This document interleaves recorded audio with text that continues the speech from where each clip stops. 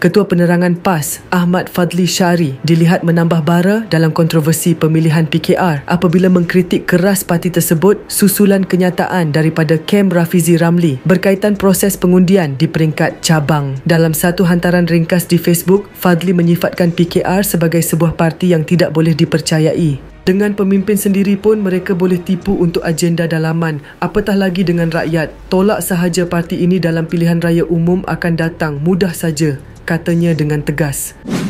Kenyataan itu dipercayai merujuk kepada laporan Malaysia Kini yang memetik bekas Ketua PKR Johor Bahru, Akmal Nasir, yang mendakwa dirinya telah ditipu siang-siang dalam proses pemilihan cabang. Walaupun Fadli tidak mengulas panjang kenyataannya, ia kemungkinan berkait dengan dakwaan manipulasi dalam sistem pengundian yang digunakan semasa pemilihan tersebut. Sistem itu menyaksikan beberapa ketua pasukan termasuk Akmal kecundang dalam perebutan jawatan ketua cabang, walaupun sebahagian ahli pasukan mereka tetap berjaya memenangi jawatan lain.